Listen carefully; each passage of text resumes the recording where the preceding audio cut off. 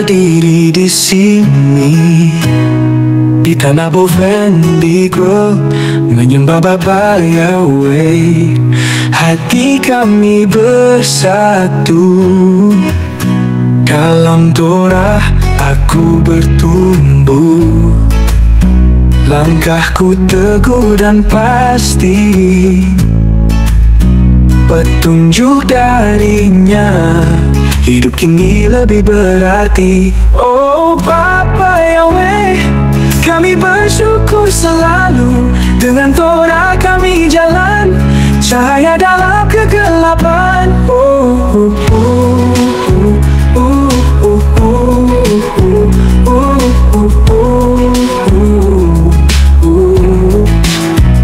Suara alam memanggil, kami jawab dengan doa. Hidup dalam keharmonian, kasih dan kebenaran, rasa damai dalam jiwa, hidup penuh harapan. Bapa Yahweh tuntun langkahku, tiada lagi keraguan. Oh Bapa Yahweh, kami bersyukur selalu. Dengan Torah kami jalan, cahaya dalam kegelapan.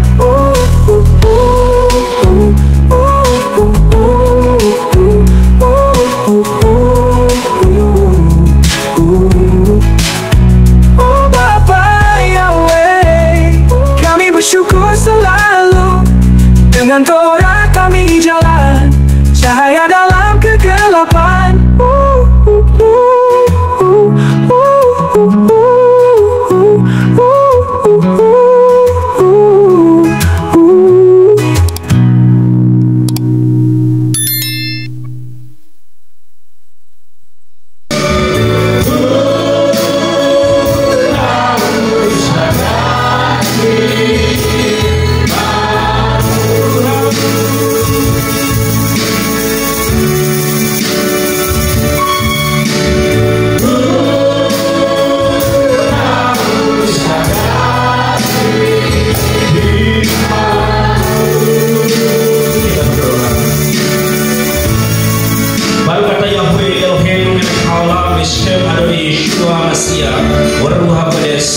Kemuliaan pengagungan bagi Engkau yang Maha Kudus, Maha Besar, El Shaddai, yang duduk di dalam kerajaan Shamayim kekal selama-lamanya. Bagimulah segala hormat, pujian, kemuliaan, ya Aba Yahweh Elohim kami, ya Bapa kami memuji kebesaran-Mu, keagungan-Mu Tuhan, dan kami bersyukur atas nafas kekuatan, kesehatan yang masih Tuhan berikan bagi kami pada petang hari ini Bapa. Sungguh kami bersyukur, berterima kasih Tuhan, karena Engkau baik bagi kami dan selalu baik bagi kami. Kami boleh berkumpul jemaat Menoah di tempat ini, tidak ada tujuan motivasi lain selain kami datang memuji-muji Engkau, menyembah-Mu Tuhan, menyenangkan hati kudus Bapa Yahweh. Terima kasih Bapa, kami sudah memuji dan menyembah Engkau, bahkan bersaksi tiba saja kami akan mendengar daftar Torah kebenaran Bapa. Pimpin, berkati, buka hati kami menjadi tanah yang subur, seperti itulah hati kami Bapa. Terima kasih Bapa, segala kuasa jahat Satan yang berkuasa dengan kekuatannya yang tidak melebihi daripada kuasa Elohim kami hari patahkan dalam nama Yeshua HaMashiach. Ruah Yahweh Elohim ada di tengah-tengah kami, hadir di tempat ini juga. Dalam nama Yeshua kami berdoa dan bersyukur, dan saat ini Tuhan kami siap mendengar, baik yang duduk maupun yang berbicara. Semua otoritas turunnya dari Elohim Yahweh saja. Kemuliaan, penghormatan bagi Adonai Yeshua HaMashiach. Haleluya. Kita yang percaya sama-sama katakan amin. Sahabat Shalom. Haleluya. Bapak yang baik bagi kita, kita masih diperkenankan Bapak, kita dapat berjumpa di Sabat ini, dan kita akan sama-sama belajar kebenaran firman Bapa Yahweh yang memang menjadi kekuatan di dalam kehidupan kita orang percaya.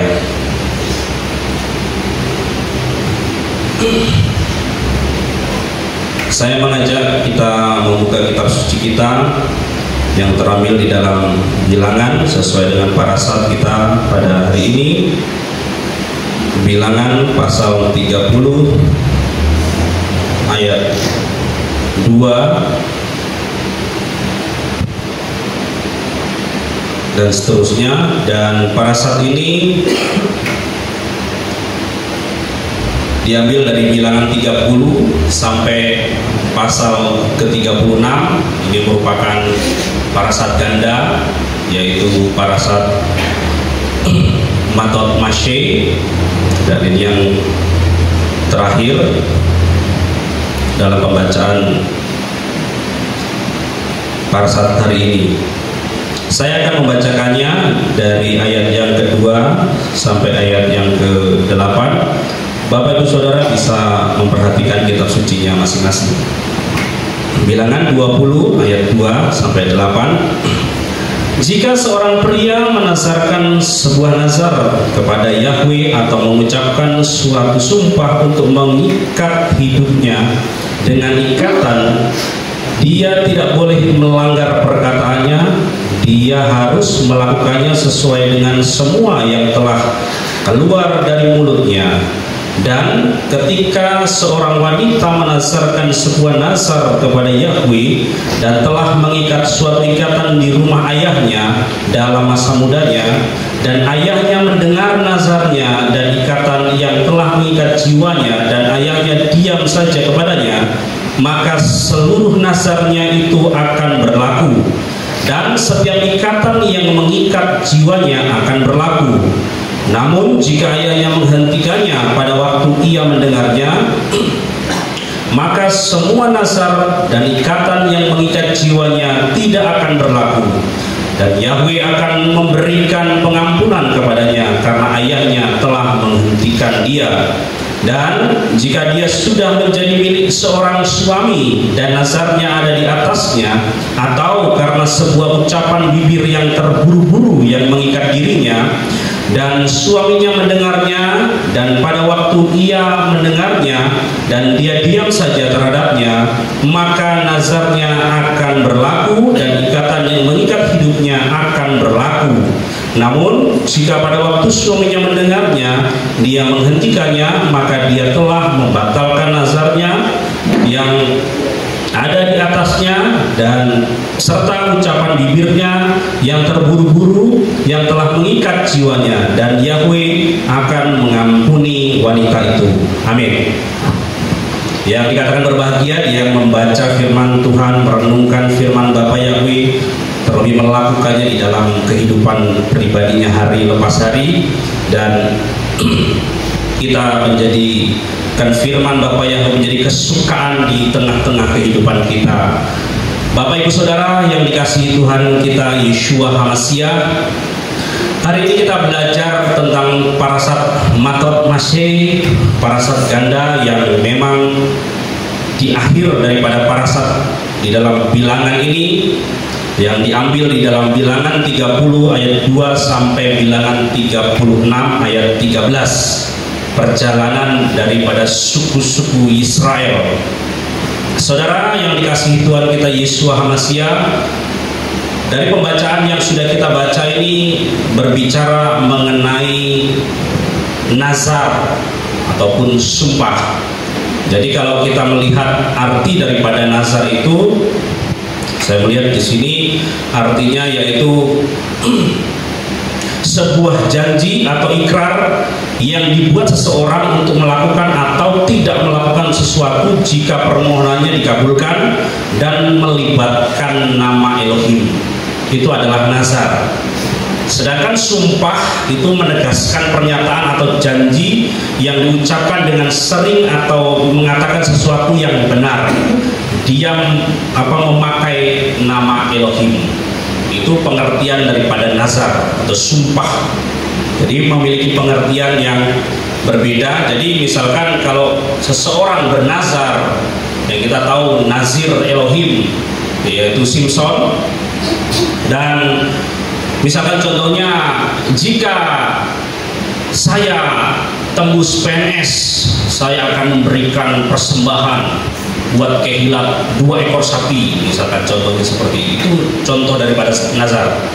Apabila dia mengatakan itu dan dia bernazar itu dan dia harus menepati itu.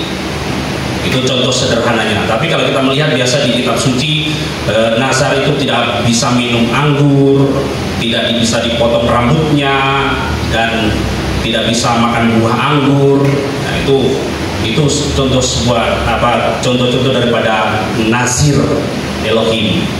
Nah, jadi itu adalah pengertian daripada nazar. Setidaknya Bapak Ibu Saudara bisa menangkap sedikit tentang apa yang menjadi pengertian nazar. Dan kemudian di sini ada juga sumpah. Jadi misalkan ada seseorang yang bersumpah mengatakan yang sebenarnya, tetapi di sini harus berhati-hati, tidak boleh bersumpah demi samai, atau seperti yang sudah kita baca tadi, ataupun demi bumi, ataupun demi kepala kita sendiri, karena kita tidak punya otoritas sama sekali. Jadi sangat berhati-hati apabila kita mengatakan sebuah sumpah, ya. Jadi tidak sembarangan sebagai anak-anak Bapak Yahweh mengenai hal-hal ini. Jadi Bapak Ibu Saudara, hari ini kita akan sama-sama belajar bagaimana pada saat kita sebagai orang percaya melihat kisah-kisah yang ada di dalam kitab suci ini, bahwa pada saat seseorang dia bernazar itu tidak boleh ditunda-tunda, atau apalagi tidak menepati nazar yang telah dia ucapkan. Kita bisa melihat di dalam Pengkhotbah pasal 5 ayat 4 katakan, apabila engkau bernazar kepada Elohim, janganlah menunda atau untuk menepatinya, karena dia tidak suka dengan orang-orang bodoh. Penuhilah apa yang telah engkau nazarkan itu. Jadi Bapak Yahweh tidak suka dengan orang yang pelin-pelan, orang yang tidak bisa menepati perkataannya sendiri. Terlebih di sini berbicara tentang hal nazar. Berbicara nazar ini otomatis jelas bahwa pernyataannya diucapkan, ditujukan kepada Elohim, dan perkataannya itu ada di hadapan Elohim dan mengikat seseorang. Sehingga di dalam pengkhotbah ini sudah jelas bahwa apabila engkau bernazar dengan Elohim, jangan menunda untuk tidak menepatinya. Jadi Bapak Ibu Saudara, ini perlu waspada pada saat kita mengucapkan sesuatu, karena Yeshua pun mengajarkan jika iya, katakan iya, memang jika tidak, ya katakan tidak. Bisa kita melihatnya di dalam Matius 5 ayat 37. Saudara yang dikasihi Tuhan kita Yeshua HaMashiach, di sini bagaimana pada saat seseorang dia membuat janji, dan biasanya kita sering berjanji, apalagi kita berjanji kepada anak-anak kita, oh iya kita nanti pulang saya belikan es krim ya. Wah, ternyata tidak melakukannya. Itu sebuah janji, itu perkataan juga. Jadi hal itu mengikat kita. Makanya biasa kita di dalam perayaan Yom Kippur kalau tidak salah, bahwa kita melepas atau ikatan-ikatan daripada janji, ucapan yang memang kita janji yang kita tidak tepati, itu kita putuskan, kita lepaskan. Jadi Bapak Ibu Saudara, sebagai orang yang percaya di dalam Yeshua HaMashiach, di sini kita boleh belajar bahwa sebagai orang percaya itu perkataannya harus bisa dipegang, perkataannya harus bisa ditepati, supaya itu tidak kembali kepada kita sendiri.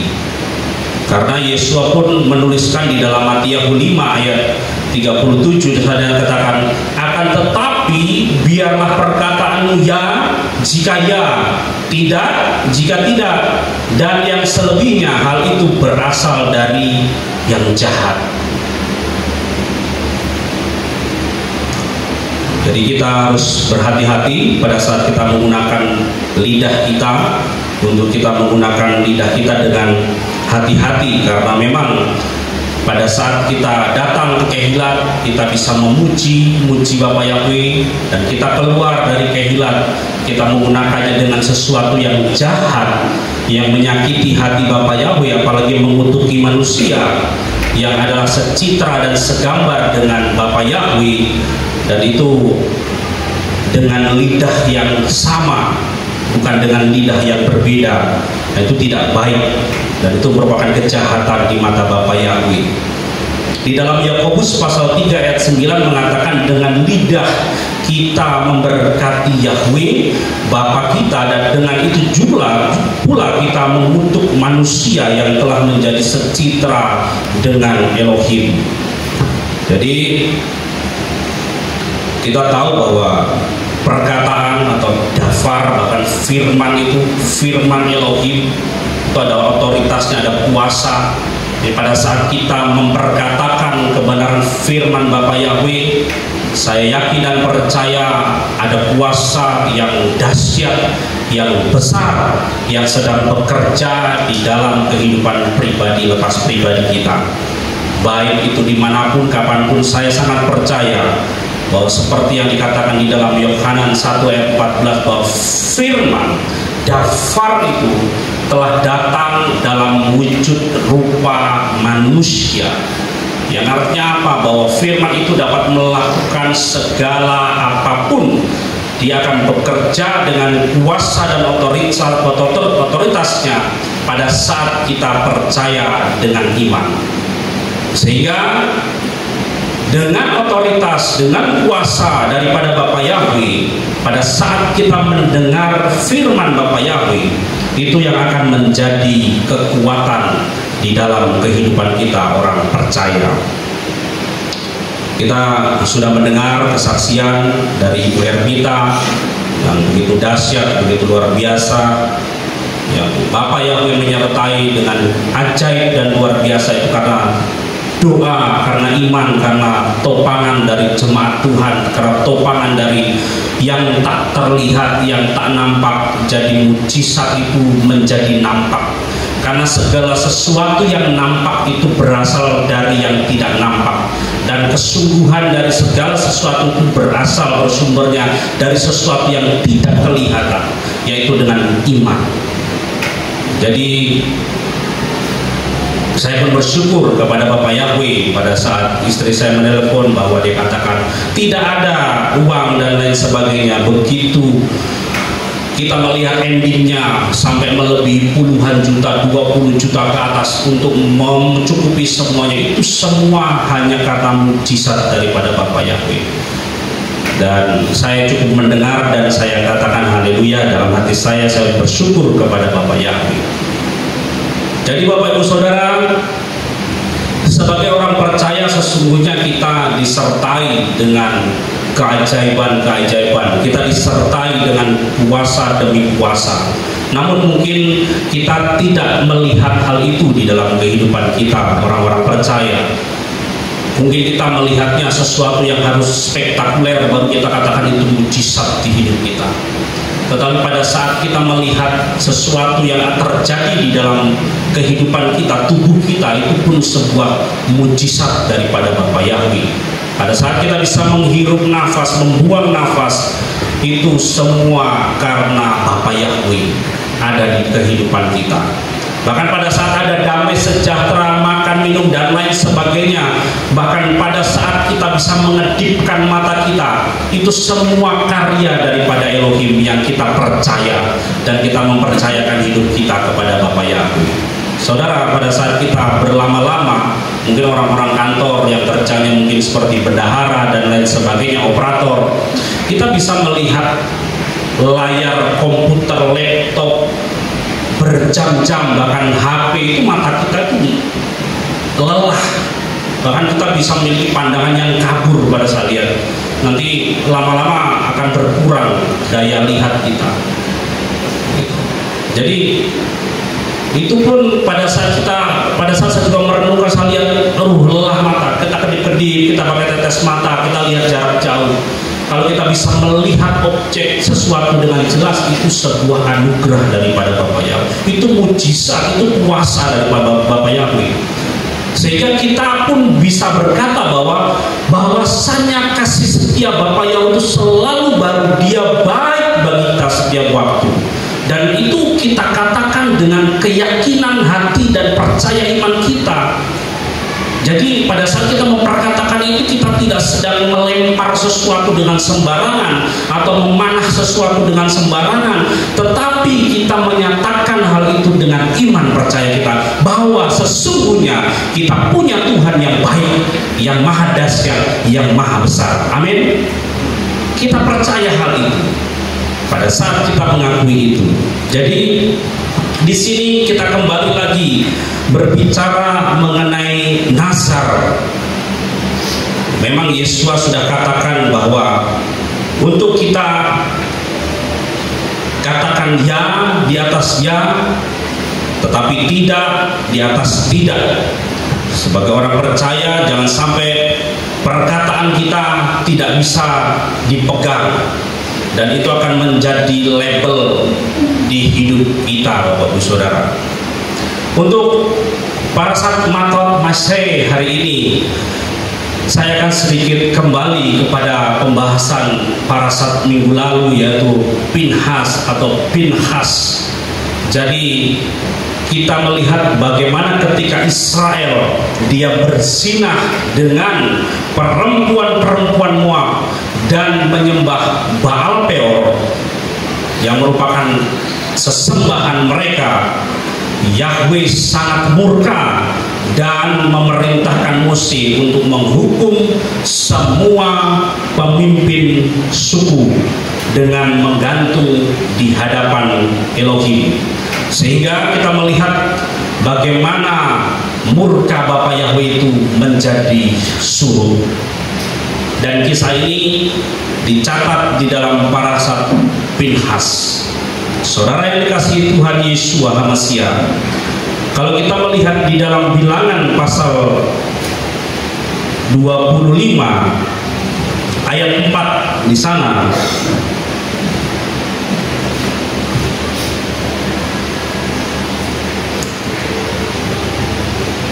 dikatakan, dan berfirmanlah Yahweh kepada Mose, ambillah semua pemimpin bangsa itu dan gantunglah mereka di hadapan Yahweh menghadap matahari, supaya nyala murka Yahweh surut dari Israel.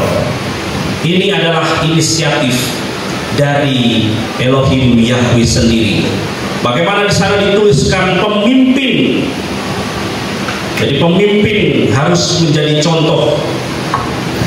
Pemimpin yang memimpin menjadi contoh bagi orang-orang yang dipimpinnya. Jadi jelas di sana, ambillah semua pemimpin bangsa itu. Ini bukan terjadi secara kebetulan, tetapi ini memang peristiwa yang memang difirmankan oleh Bapa Yahweh sendiri kepada Mose, yang diperintahkan diambil, digantung di hadapan Bapa Yahweh adalah pemimpin-pemimpin mereka. Dan ini menjadi pelajaran, baik itu menjadi, kita semua adalah pemimpin, Bapak Saudara. Jangan pada saat kita berkat di firman Tuhan katakan semua pemimpin itu berarti Pak Gembala. Oh tidak, itu memang salah satunya, seperti Pak Gembala di tengah-tengah jemaat GPF Menorah.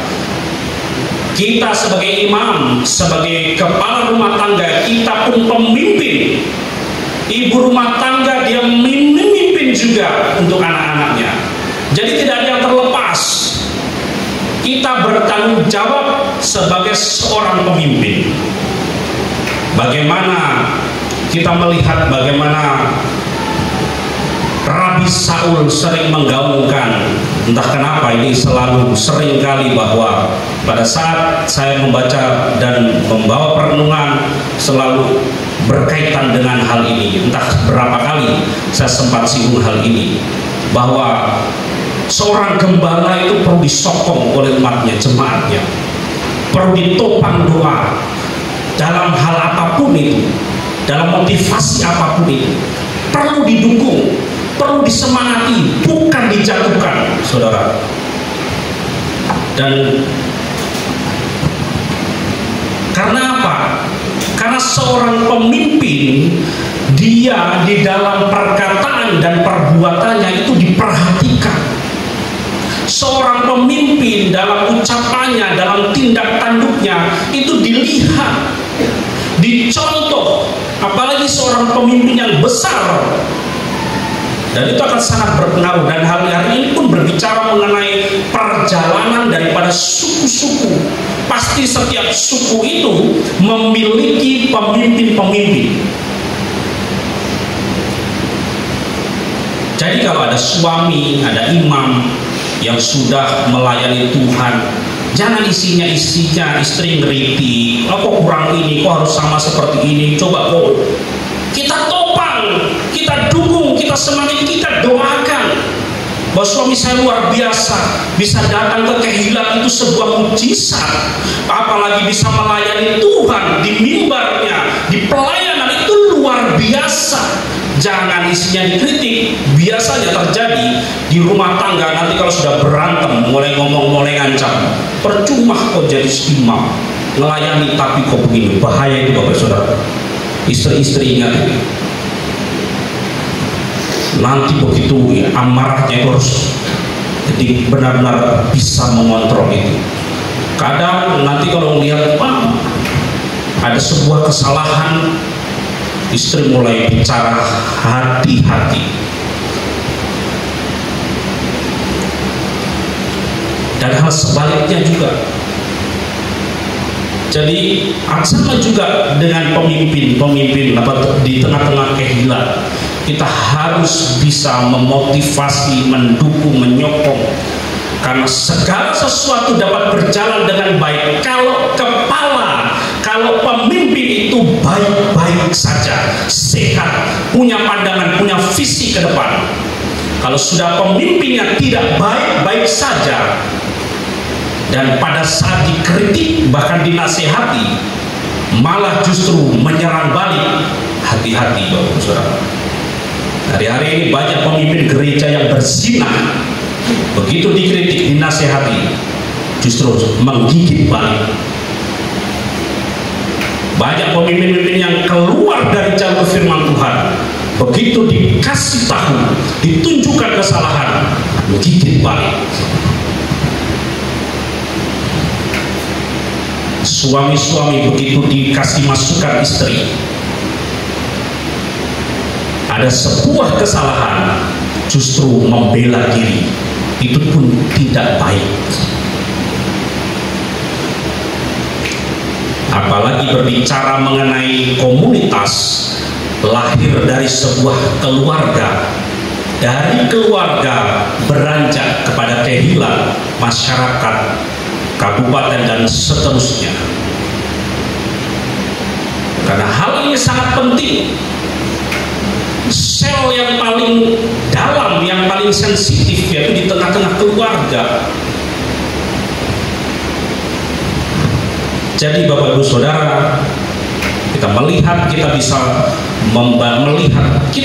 melihat keluarga-keluarga yang hidup di dalam Torah Bapa Yahweh dengan keluarga-keluarga yang tidak mengenal Torah Bapa Yahweh, itu terlihat, sangat terlihat Bapak Ibu Saudara.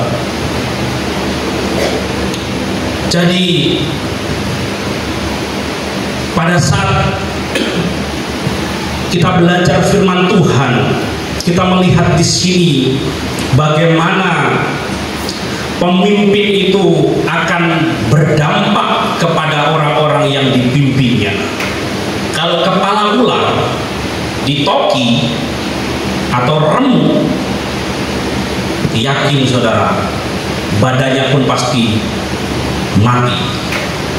Itu saja prinsipnya. Jadi segala sesuatu itu berawal pada saat kepala tidak berdaya, tidak berbuat apa-apa, tidak bisa melihat visi Tuhan, tidak punya visi dan misi ke depan, maka itu pun akan berdampak kepada ekornya. Sama, kita sebagai kepala rumah tangga pun demikian, kita bertanggung jawab. Sama, sebagai ibu rumah tangga pun demikian, bertanggung jawab. Jadi pada saat kita bergandengan tangan, keluarga itu menjadi sehat, menjadi diberkati, damai sejahtera, dan penuh mujizat. Jangan menuntut, wah kok harus menjadi imam, kepala itu menjadi contoh saya dong, sedangkan istri tidak pernah menjadi contoh, tapi menuntut. Saya ingin memberitahu bahwa dalam hal ini kerjasama, keseimbangan, pola pikir itu harus seiras-seirama supaya menghasilkan sesuatu yang harmonis di tengah-tengah rumah tangga orang percaya. Saudara pengen harmonis pastinya keluarganya, amin. Saya belum dengar. Saudara pengen harmonis pastinya, punya iman harmonis keluarga, amin. Amin, yakini hal itu.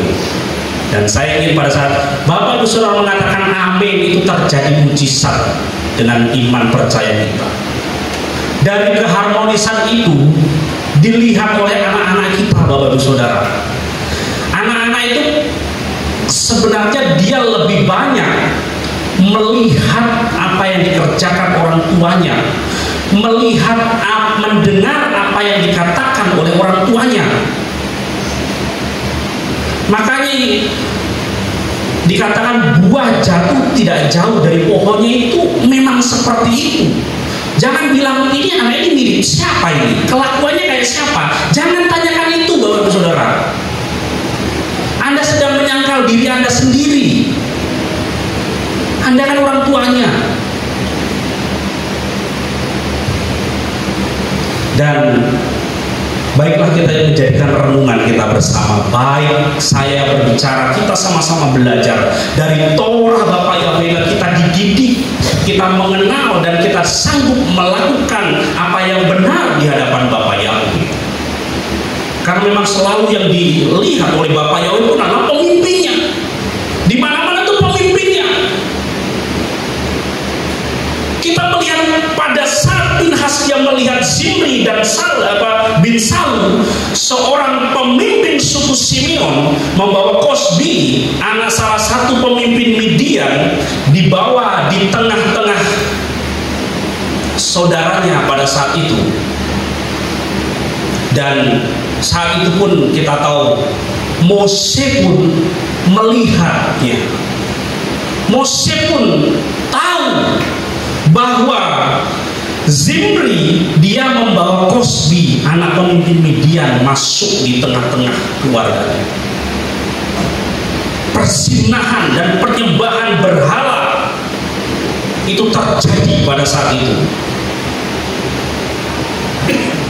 Dan pada saat itu bagaimana umat Israel, Bani Israel, mereka sedang menangis, mereka sedang bertangis-tangisan.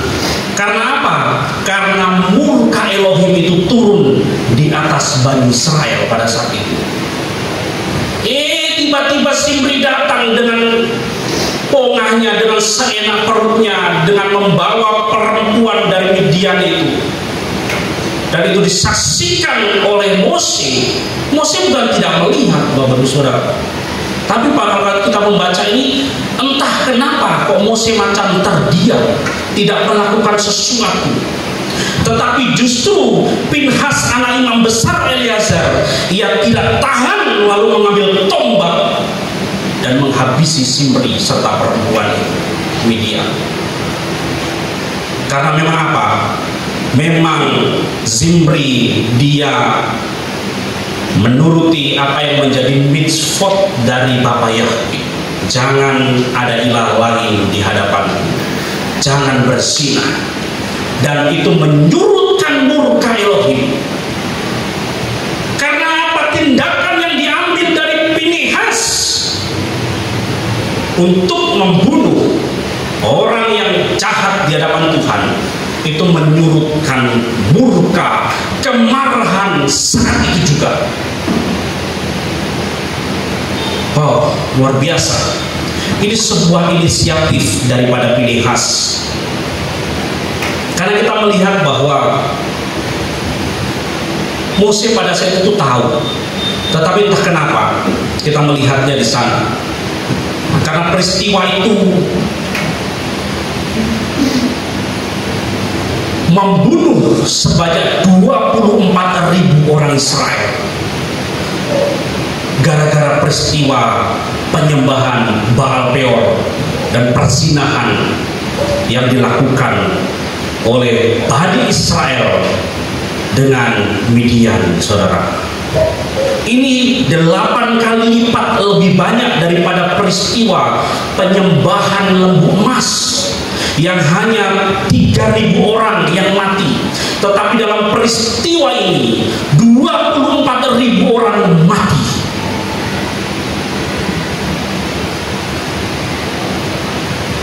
Di sini kita bisa tahu bagaimana seorang pemimpin itu tidak bisa berdiri sendiri. Di sini kita bisa belajar bagaimana seorang pemimpin itu tidak bisa berjalan sendiri. Dia harus ada yang membantu, dia harus ada yang menopang, dia harus ada bisa yang mendukung. Ada kalanya kita sebagai kepala rumah tangga tidak bisa berpikir jernih. Ada kalanya sesuatu yang keliru kita anggap itu biasa saja. Kita tidak bisa sampai melihat ke situ. Akhirnya mungkin istri, inilah peran daripada penolong di situ, peran daripada pendoa di situ. Begitu dia melihat, Pak, kayaknya ini salah deh. Pak, kayaknya Torah katakan firman Tuhan ini deh. Oh iya? Dan suami merespon hal itu. Inilah yang dikatakan bahwa pemimpin tidak dapat berjalan sendiri. Adam tidak bisa hidup di Taman Eden sendiri. Dia mencari pasangannya. Dia tidak menemukan yang sepadan dengan Adam pada saat itu. Maka Elohim menciptakan Hawa. Sama, gembala tidak bisa berjalan sendiri, saudara. Perlu ditopang oleh imam, evangelis, para ibu-ibu, anak-anak, istri. Perlu ditopang, berdoa. Sekali lagi, entah kenapa saya selalu Bapak izinkan untuk berbicara tentang hal ini. Karena ini sangat sensitif. Setan dia merasuk, dia memegang kepala. Dia nggak mau repot-repot pegang yang ekor. Percuma. Kalau yang ekor itu biarin saja. Tetapi Satan menargetkan kepala. Sehingga jangan remehkan suami. Oh ini sakit-sakitan saja. Oh ini begini, oh ini. Jangan sekali-sekali. Itu tubuhmu sendiri. Engkau sudah menjadi satu. Kekurangan apapun itu menjadi bagian hidup seorang istri. Seorang atlet, entah atlet apapun itu, entah atlet bela diri, sepak bola, pernahkah Bapak Ibu Saudara merenung kenapa harus ada pelatih? Harusnya pelatih jadi kan hebat kok. Biar saja dia ikut Olimpiade, dia dapat juara medali kan? Iya, apa logikanya? Ngapain itu atlet bela diri atau atlet apapun itu, angkat besi, lempar lembing? Harus ada pelatih. Harusnya justru pelatihnya yang hebat, yang ngerti itu selak-selaknya. Dia yang bertanding dong. Tapi tidak, Bapak Saudara. Pelajaran dari hal ini kita bisa melihat bahwa seorang atlet ada kalanya dia tidak melihat celah, dan itu dilihat oleh seorang pelatih. Makanya biasanya kalau itu faring, tinju, begitu pas istirahat dinasihati begini, harus begini, karena kok begini. Dilihat apa? Pelatih yang lihat, dia nggak lihat. Walaupun dia punya kekuatan hebat, dia punya strategi hebat, atau dia punya leher beton, dia tetap membutuhkan pelatih. Dia tidak bisa berjalan sendiri. Artinya apa? Memang ada kalanya seorang atlet itu tidak bisa melihat apa yang menjadi celah. Sama hal yang dilakukan oleh Mose pada saat itu. Memang Mose tidak disalahkan, tetapi kalau kita melihat peristiwa kisah ini, Pinehas dia melihat itu, dia bertindak dan hal itu menyukakan hati Bapa, dan hal itu menyurutkan murka Elohim.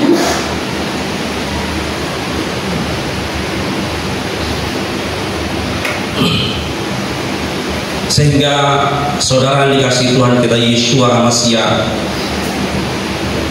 kita terus saling menopang, terutama kita menopang pemimpin kita, Bapak Gembala yang ada di tengah-tengah GPF Menorah. Karena target daripada si Satan hari-hari ini, mereka menjatuhkan setiap kepala, apalagi penyembah Bapak Yahweh. Kalau kepala sudah bilang A, oh pasti ekor A, B. CC. Sehingga hanya kepala yang rendah hati yang bisa mendengar masukan, teguran, nasihat, dan didikan. Sama halnya kita juga menjadi kepala pada saat kita rendah hati mendengar bahwa firman Tuhan berfungsi, bermanfaat untuk mendidik, mengajar, memberitahu kesalahan. Di sana kita belajar rendah hati.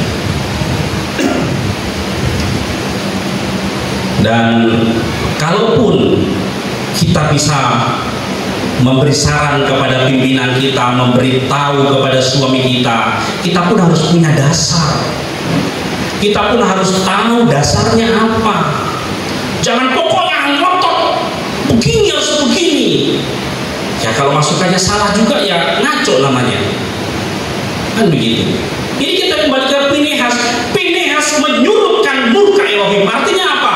Tindakan dari Pinehas itu benar di hadapan Tuhan. Jadi jangan pada saat, oh itu Pak Kris ngomong begitu tuh, saya ngomong ke suami saya begini dulu. Lihat dulu masukannya itu apa, muatannya apa, dasarnya apa. Jadi tidak gampang loh saudara. Pelatih juga pada saat dia ngomong masukan kepada atlet, dia punya dasar, kebenaran, sesuai taktiknya begitu. Bukan memukul dengan sembarangan. Jadi seimbang. Kembali lagi bahwa kita harus selalu seimbang supaya bisa harmonis. Jadi tindakan yang dilakukan oleh Pinehas merupakan tindakan yang tegas, yang memang pada saat itu menghentikan pelanggaran, mencegah hukuman daripada Bapa Yahweh. Begitu dia bertindak.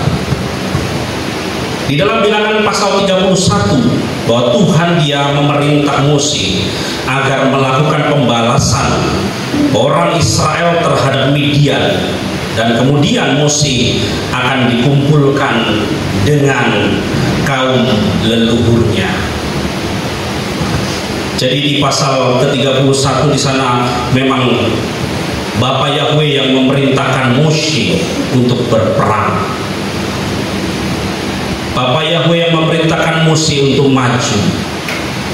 Dan dia diberitahu setelah itu dia akan mati, dia akan mengakhiri hidupnya, artinya dia selesai. Jadi di sini yang menyuruh itu adalah Bapa Yahweh sendiri. Dan di ayat yang ketiga Mose taat melakukannya. Dan berbicaralah Mose kepada bangsa itu dengan mengatakan, persenjatailah pria-pria dari antaramu sebagai pasukan perang, dan mereka akan melawan orang Midian untuk melaksanakan pembalasan Yahweh kepada Midian. Kita melihat dedikasi besar yang dilakukan oleh Mose, begitu luar biasa. Dia selalu mengutamakan Bani Israel. Dedikasinya dia berikan kepada Bani Israel luar biasa. Bahkan terkadang dia tidak memikirkan dirinya sendiri. Saudara yang dikasihi Tuhan Yesus, bagaimana kita melihat Mose ini luar biasa demi Israel. Coba kita lihat di dalam Keluaran 32 ayat 32. Dan sekarang apakah engkau akan menanggung dosa mereka, dan jika tidak, aku mohon hapuskan aku keluar dari dalam kitabmu yang telah engkau tulis. Dedikasi yang luar biasa yang dilakukan oleh Mose. Bagaimana pengorbanannya pada saat Bani Israel itu berdosa. Bahkan dia berani katakan bahwa hapus sudah namaku, keluarkan namaku deh dari kitabmu yang telah engkau tulis. Jadi seorang pemimpin itu macam pagem di kehilat itu tidak mudah loh saudara. Mungkin kita bilang, cuma begitu saja kok bisa. Oh no, kesibukan pikiran, visi misi ke depan, doanya apapun kita tidak pernah melihat itu. Karena seorang pemimpin yang punya visi dan misi iman ke depan, dia selalu memikirkan orang-orang yang dipimpinnya. Bahkan dia memberi lebih dari apa yang di dalam dirinya sendiri. Itu yang kita harapkan. Dan sama juga dengan kepala rumah tangga, suami. Kalau dia punya mimpi, punya visi ke depan, apa yang dia bawa, apa yang dia pimpin, itu ya sehingga perlunya topangan, dukungan, sokongan daripada istri, dukungan daripada jemaat Tuhan yang ada di kehilat terhadap gembala.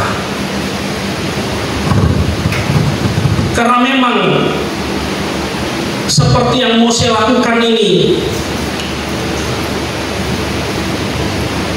justru kita melihat bagaimana karena orang-orang Bani Israel yang menyebabkan Mose tidak masuk ke tanah perjanjian.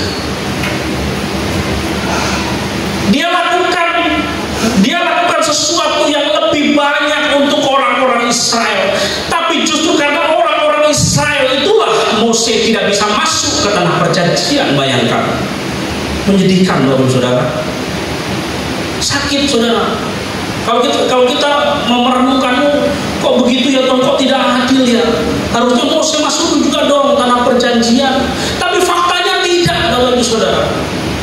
Penyebabnya siapa? Penyebabnya orang yang dipimpinnya, penyebabnya orang yang memang dedikasi daripada Mose setiap waktu, pikiran apapun dia lakukan untuk Bani Israel pada saat mereka jahat di hadapan Tuhan, lepas daripada hukuman Tuhan, kompromi komunikasi dengan Bapa Yahweh langsung, dengan bahkan di dalam Keluaran 32 ayat 32 juga di sana dikatakan, hapuskan aku keluar dari dalam kitabmu yang telah engkau tulis. Jadi Mose tidak main-main, dia benar-benar mempertaruhkan hidupnya. Itulah seorang pemimpin yang luar biasa. Bagaimana kita pun melihat contoh yang dilakukan juga Daud. Dia gembala, dia menggembalakan domba ternaknya, dia memberikan semua yang di hidupnya demi menjaga domba-dombanya. Makanya dia sampai punya pengalaman apa Bapak Saudara? Dia melawan beruang, harimau, semua binatang-binatang buas.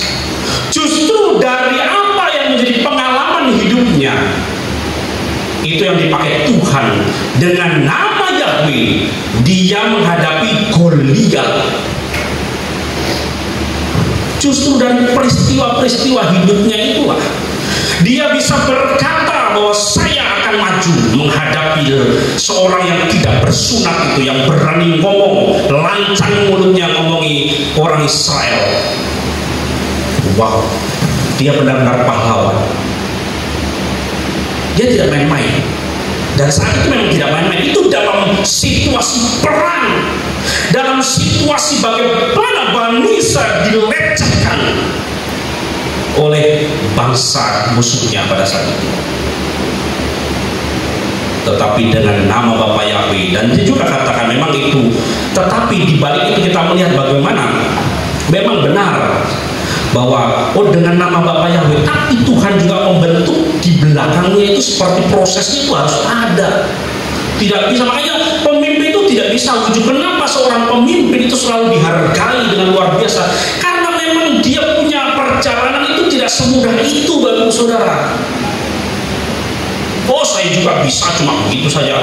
Saudara tidak pernah lihat dia nangis, tidak pernah dia sedih, tidak pernah dia lihat pemimpin itu bergumul, berkeringat, dan berdarah-darah. Kita tidak pernah melihat itu.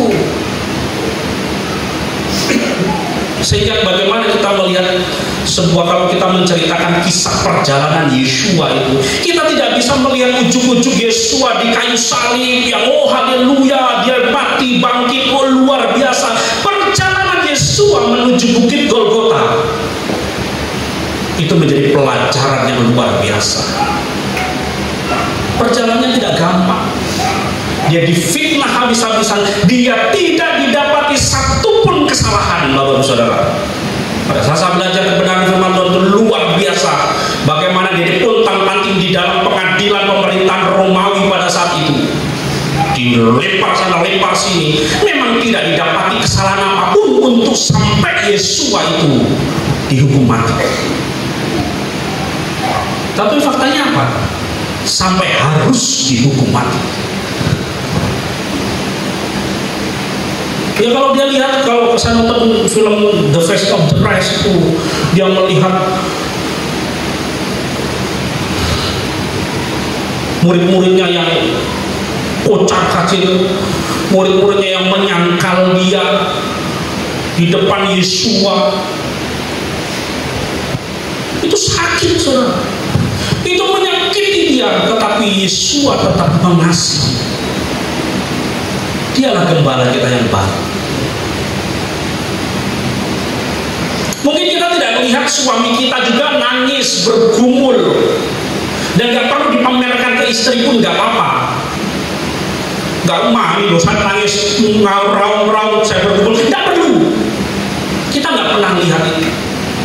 Saya melihat nonton satu video yang cukup luar biasa. Di sekolah Cina itu dia memang ketat luar biasa. Mungkin Bapak sudah pernah nonton videonya. Anak-anak itu untuk dimotivasi dibuatkan film orang tuanya masing-masing yang punya pekerjaan masing-masing, profesinya masing-masing. Ada yang tukang kerja di apa, pokoknya yang kasar itu, sambil kotor-kotor dengan semen, habis itu dia makan, dia sampai jatuh bangun, sampai tangannya benar-benar yang kapalan, yang untuk mereka yang anak-anak itu nonton nangis. Tetapi apa itu menjadi motivasi bahwa dia melihat orang tuanya untuk dapat sesuap nasi, itu berjuang habis-habisan. Dia harus bekerja sampai badannya itu penuh semen, cuma hanya kelihatan matanya, giginya. Dalam situasi keadaan itu pun dia makan dengan kotornya, dia makan. Anak-anak dilihat dalam kamera itu menangis semua. Tetapi itu justru menjadi motivasi untuk mereka benar-benar belajar dengan baik bagaimana menghargai perjuangan orang tuanya demi pendidikan, demi masa depan anak-anaknya. Dengar nih anak-anak sekolah. Anak-anak zaman sekarang ini seenak perutnya dengan orang tua. Minta ini, minta itu. Tidak pernah berjuang.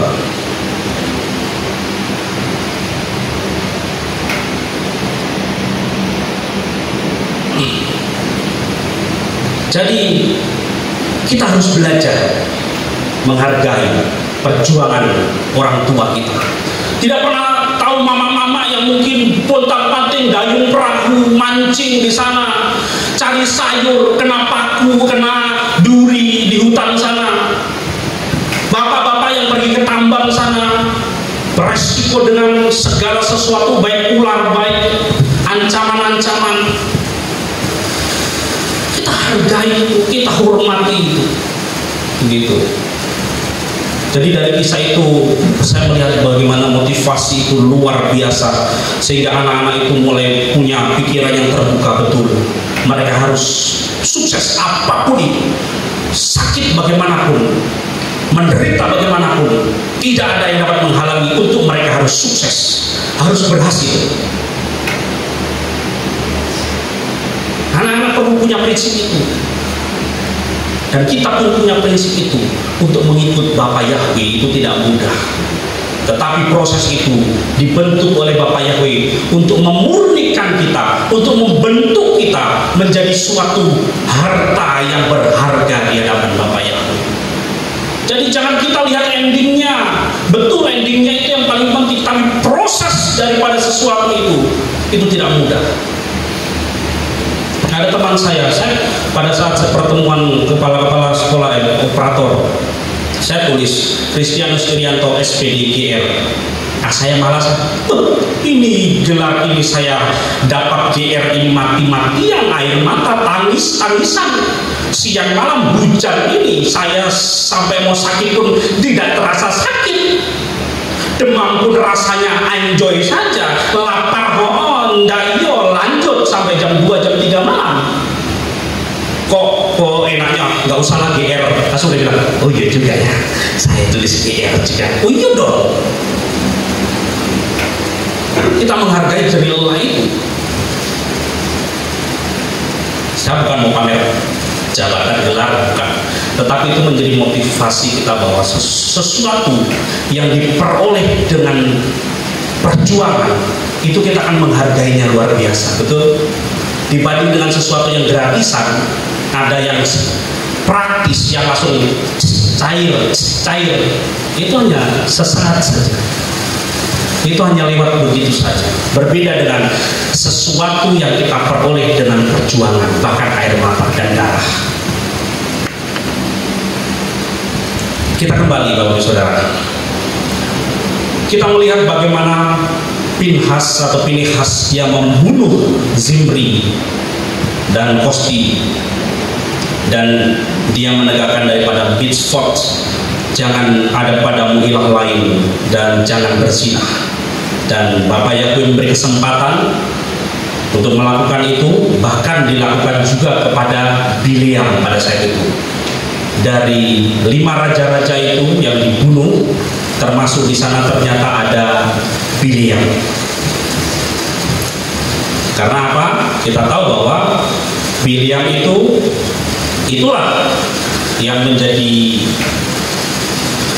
yang ada di belakang sampai terjadinya perzinahan, penyembahan Baal Peor itu ya, yang saran daripada Bileam itu, saran, opini, pandangan yang disampaikan untuk sampai terjadi perzinahan Baal Peor dan penyembahan berhala itu yang dilakukan oleh Bileam.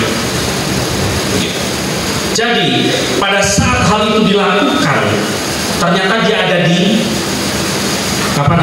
Petor pada saat itu. Padahal kan dia seorang petenung ya, memang ada tinggalnya di Petor, tetapi kok ditemukan di Midian, Bapak Ibu Saudara. Jadi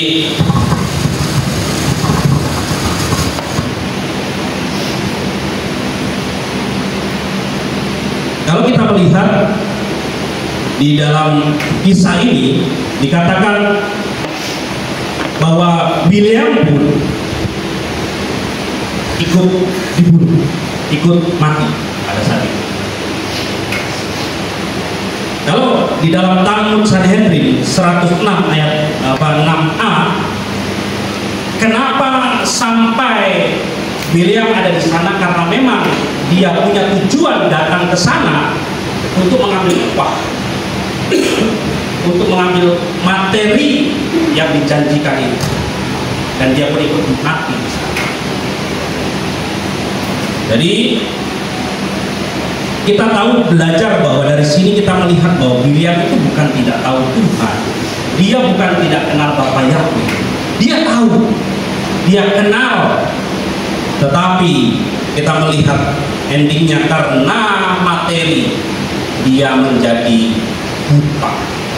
Dia tidak bisa menahan dirinya dengan upah yang ataupun hadiah yang dijanjikan.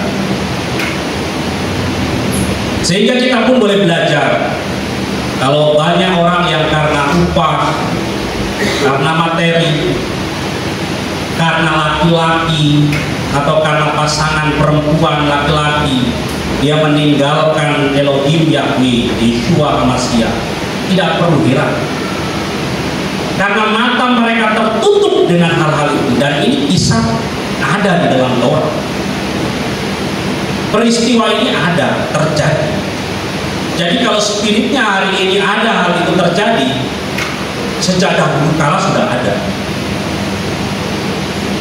Jadi kalau hanya karena hal seperti itu, ya kita tidak perlu heran.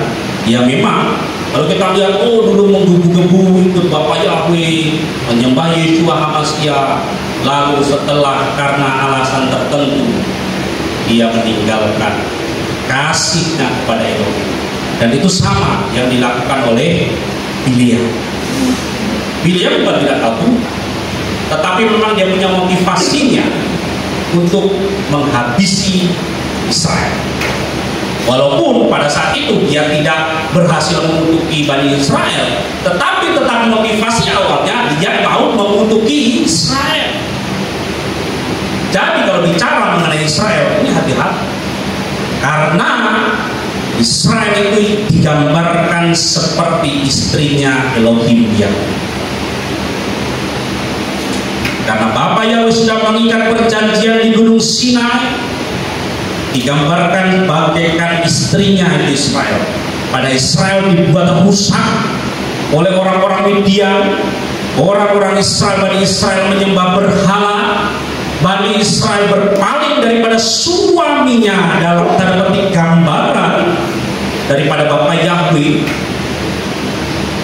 Itu sedang menyakiti bukan Israel, tetapi menyakiti Bapa Yahweh. Sehingga kalau kita melihat siapapun yang berani menyakiti Bapa Yahweh, menyakiti Israel, dia sebenarnya sedang menyakiti Elohim Israel. Jadi kita bersyukur kita menjadi bagian orang-orang yang terus memberkati umat Israel. Walaupun mungkin ada pandangan Israel yang dulu dengan sekarang berbeda, itu problem, tetap janjinya tidak bisa berubah. Bahwa umat pilihan Bapa Yahweh adalah Bani Israel, bukan dari yang lain. Dan itu tidak bisa berubah. Perjanjian itu ada. Jadi kita perlu waspada dan kita harus berhati-hati, jangan karena jabatan, jangan karena hal-hal materi yang lainnya, sehingga kita meninggalkan kasih kita kepada Bapa Yahweh. Kita lanjut di dalam Bilangan pasal 32. Bani Ruben dan Gad dan setengah Manasye meminta kepada Mose agar diizinkan untuk tinggal di sebelah timur Sungai Yordan. Jadi tanah perjanjian itu terletak di sebelah barat dari Sungai Yordan, ya. Dan Bani Gad, Ruben dan setengah dari Manasye, mereka meminta agar mereka tetap tinggal di sebelah timur, di sungai sebelah timur dari Sungai Yordan. Nah, karena mereka melihat bahwa tanahnya subur, banyak tanaman, banyak rumput, dan untuk ternak mereka bisa berternak dengan baik untuk ternak-ternak mereka. Mereka melihat hal itu, sehingga mereka memutuskan untuk tetap tinggal dan tidak sampai ke tempat di mana yang dijanjikan oleh Bapa Yahweh. Dan dalam peristiwa ini kita melihat Mose ingat kepada bapak-bapak mereka ketika bapak-bapak mereka mengintai tanah Kanaan, dan pulang dari sana mereka membuat laporan yang menyebabkan orang Israel enggan untuk melakukan perjalanan ke tanah perjanjian. Jadi Mose ingat hal itu. Bapak-bapak mereka sudah melakukan hal yang sama pada saat itu. Saat mereka mengintai tanah perjanjian, tanah Kanaan, dan mereka membawa pesan, membawa berita yang membuat orang-orang Israel enggan untuk masuk berjalan menuju ke tanah perjanjian. Sehingga kita melihat bagaimana Bapa Yahweh dia membuat orang-orang Israel itu hanya berputar-putar di padang gurun pada saat itu. Nah, Bapak Ibu Saudara, dan kita melihat pun bagaimana baik Miriam, Harun, dan juga Mose, dan generasi-generasi orang Israel yang pertama yang keluar dari tanah Mitzrayim itu tidak ada kecuali 2 orang, yaitu Kaleb dan Yosua,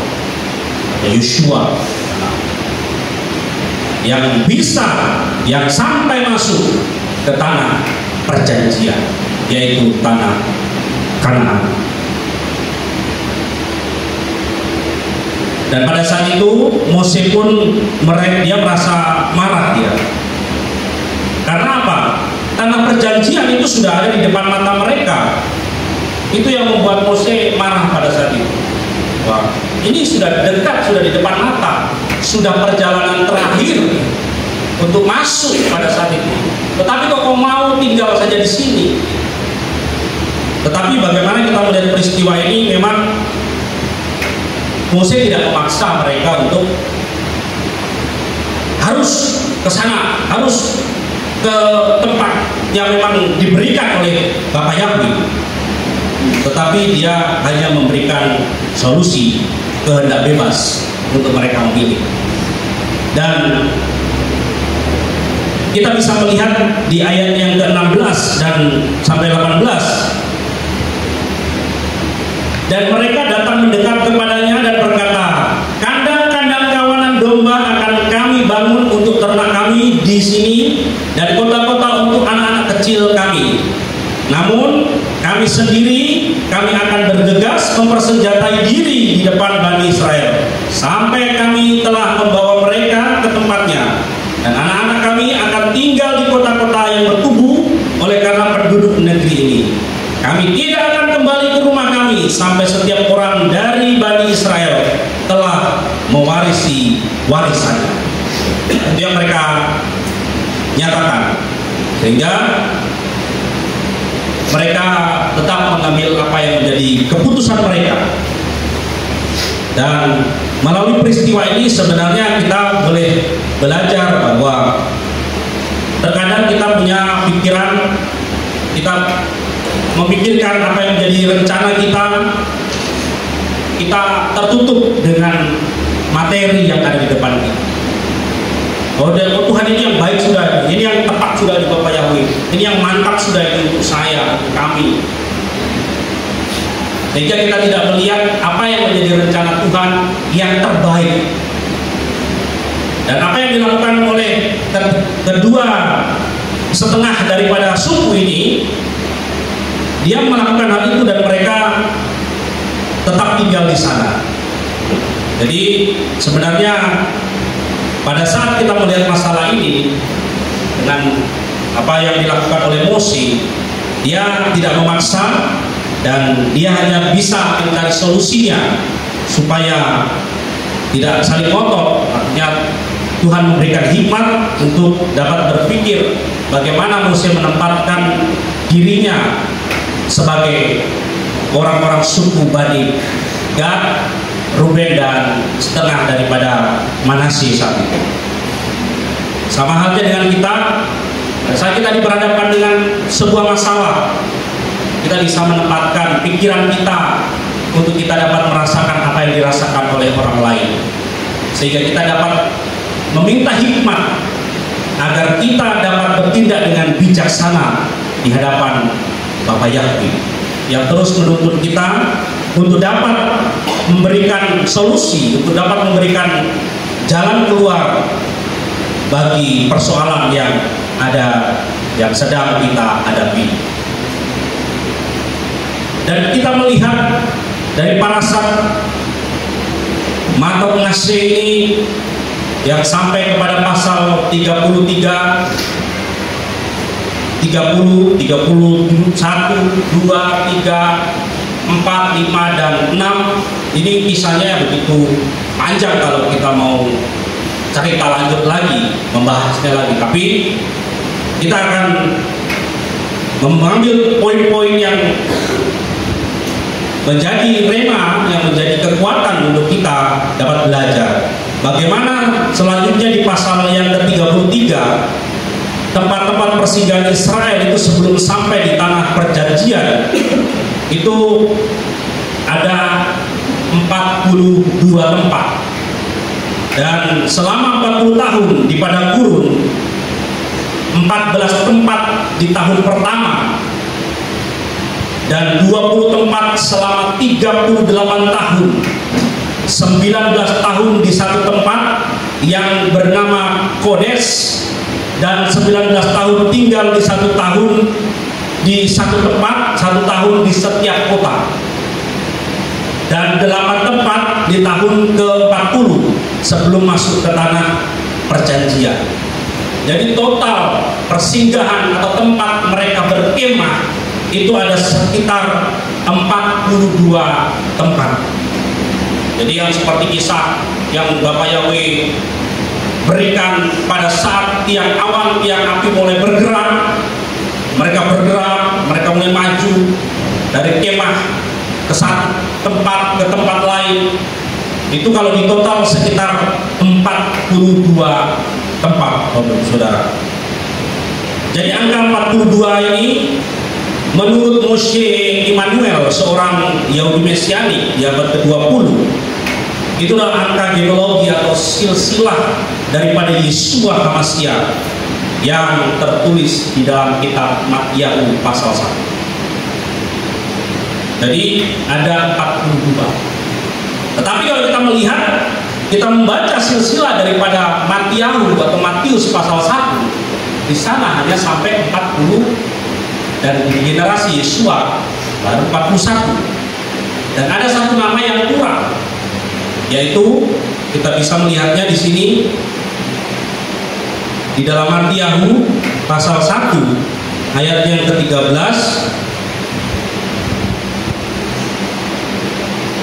Dan Zerubabel memperanakan Abihud, dan Abihud memperanakan Eliakim, dan Eliakim memperanakan Azor. Nah, ini ada silsilah-silsilah di situ, dan itu kurang satu, saudara.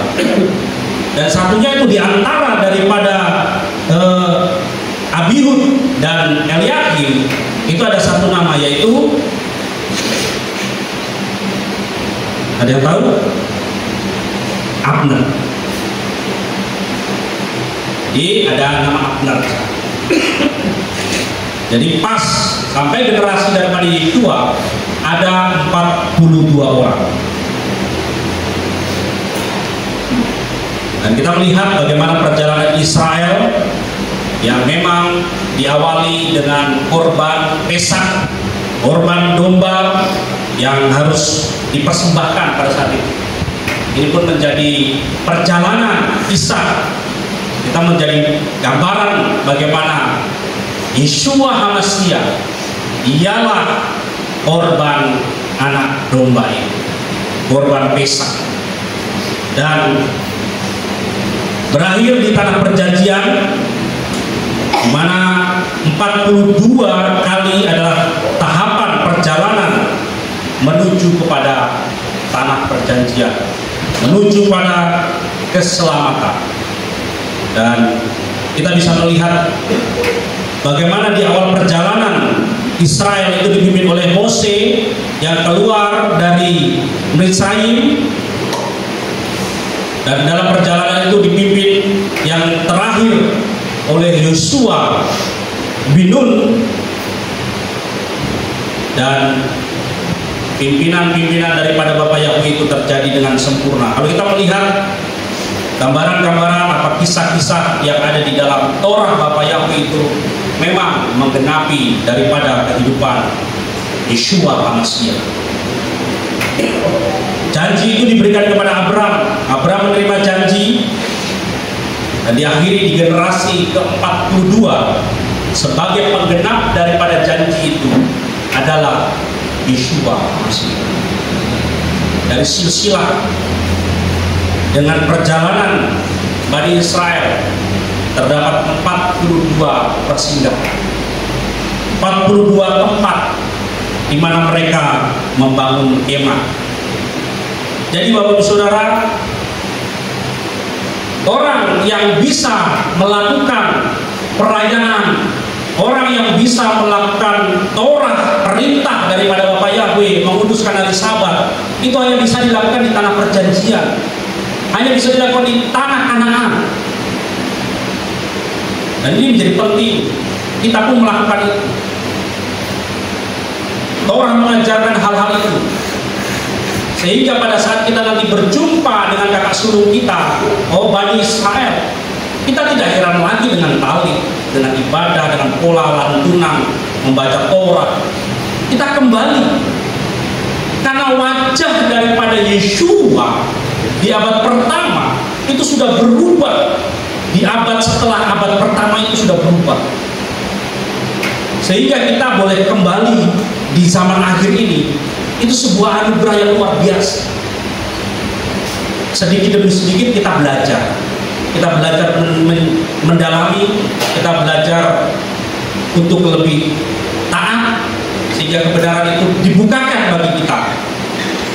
Dan kita menjadi pelaku-pelaku kebenaran ini. Sehingga Bapak-Ibu Saudara, pada saat kita bisa mengenal Bapa Yahweh di dalam Yeshua HaMashiach, kita boleh menerima janji daripada Bapa Abraham. Melalui Yeshua HaMashiach, janji itu kita dapatkan. Dan di dalam Yeshua HaMashiach, kegenapan janji itu diberikan dan dilakukan oleh Tuhan kita Yeshua HaMashiach. Kita melihat Abraham, dia membawa Israel dari Haran. Abraham dipanggil dari Haran, dan memang kita melihat bahwa Yeshua HaMashiach yang memang memimpin umat-umatnya untuk di tanah perhentian, dengan dia menjadi imam besar bagi kita, dan kita percayai dialah yang membela kita di hadapan Bapa. Dia membela kita. Jangan sampai kita meninggalkan iman percaya kita, dan kita boleh melihat di mana iman kita hari ini, sampai di mana percayaan kita hari ini mengikut Yeshua HaMashiach. Jangan sampai kita hanya berputar-putar di padang gurun, atau jangan sampai kita hanya berputar-putar di pelataran, tapi kita tidak sampai ke tempat ruang Maha Kudus. Kita perlu melalui parasat Matot Masih hari ini, biarlah firman Tuhan yang kita dengar menjadi kekuatan, dan ini menjadi parasat terakhir di bulan ini.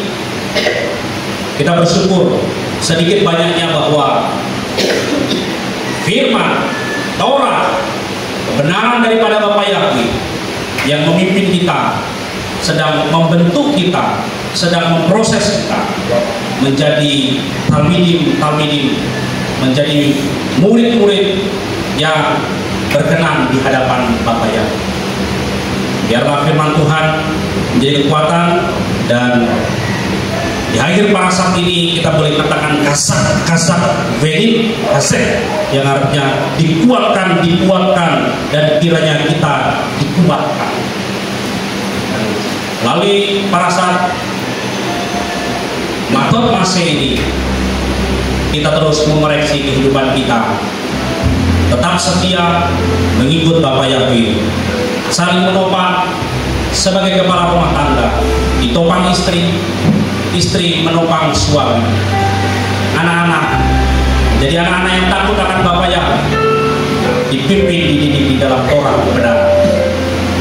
Seorang jemaat, semua jemaat menopang pelayanan gembala, sehingga hanya satu tujuan, demi hormat dan kemuliaan nama Bapa Yahweh di dalam Yeshua HaMashiach. Kita beri kemuliaan yang dahsyat buat wajah. Haleluya. Waktu selanjutnya saya serahkan kepada Bapak-Bapak.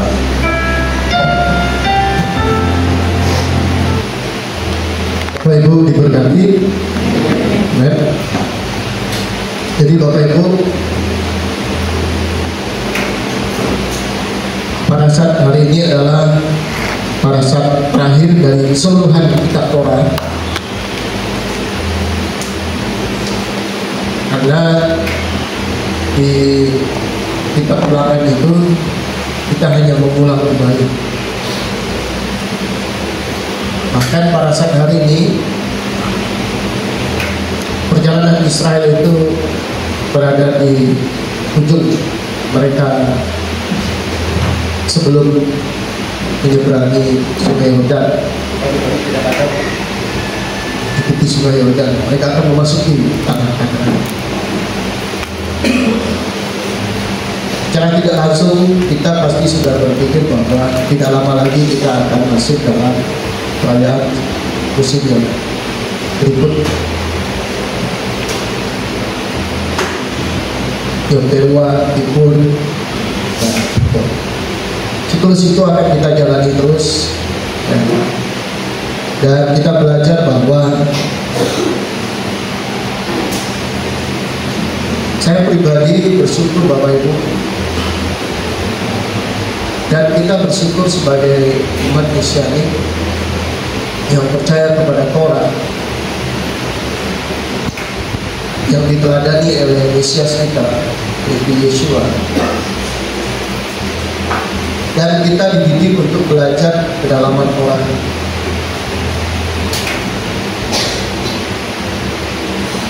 Ketika kita belajar Torah, kita banyak memahami bahwa banyak rahasia-rahasia yang dulunya banyak kita tidak ketahui. Pertanyaan-pertanyaan yang sering diutarakan oleh orang terhadap kitab suci itu rata-rata sebagian gereja dalam proses tanya itu benar. Tetapi ketika kita memahami kedalaman Torah, Torah pun menyingkapkannya. Terlebih kita menggunakan pakaian pemahaman Torah itu lewat jalur akar Ibrani. Seorang nabi yang sangat terkenal, Nabi Saul, itu berkata seperti ini dalam Kisah Para Rasul. Salah satu kelebihan daripada orang Israel itu adalah mereka adalah orang yang pertama dipercayakan firman. Itu nggak bisa dibantah. Kaum Kristen bagaimanapun, evangelis, ortodoks, apapun itu tidak bisa bantah. Ya. Peristiwa di Gunung Sinai itu tidak diberikan kepada bangsa-bangsa, walaupun ada sebagian, tetapi garis besarnya diberikan kepada Bani Israel.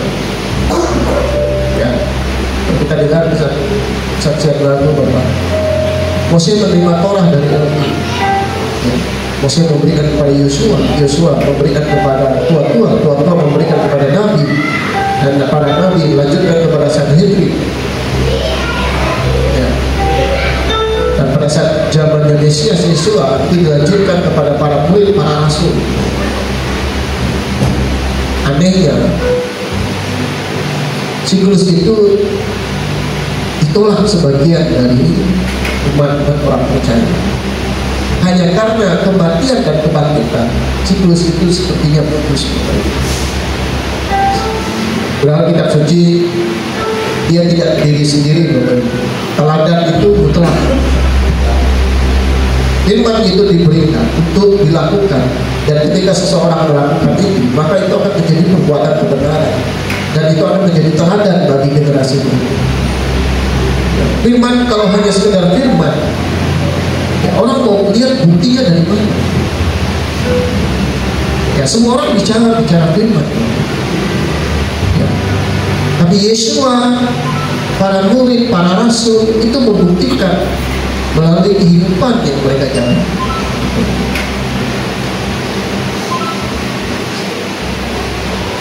Jadi penting bagi kita meneladani. Makanya Nabi Saul katakan, imitate, ya, tirulah aku, ikutilah aku, teladanilah aku. Walaupun kalau kita memandang keluar, ada beberapa pengajaran yang menolak beberapa perkataan Nabi Saul, seolah-olah bahwa itu kontradiksi dengan perkataan Yeshua, dengan perkataan kitab Torah itu sendiri. Ya, padahal seorang murid dalam tulisannya bersaksi, dan kesaksiannya itu tidak ada satupun menentang tulisan Nabi Saul. Justru dia mengingatkan para pembaca untuk berhati-hati, yaitu seorang Kepa. Di pada penghujung tulisannya, Kepa mengingatkan para pembaca, ya, yang membaca tulisan Nabi Saul untuk berhati-hati. Kalau tidak dimengerti dengan bijaksana, maka itu akan diarahkan kepada kebiasaan. Nah, Bapak Ibu yang dikasihi Yesus, kita mengingat di sini bahwa kalau tadi dikatakan di awal-awal para sahabat,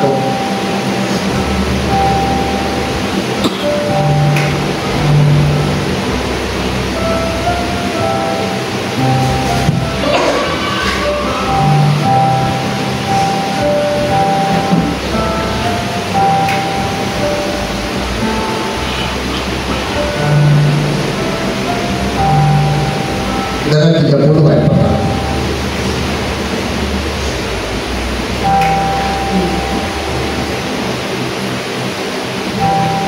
Jangan dikatakan bahwa Mose berkata kepada kepala suku Israel, demikian.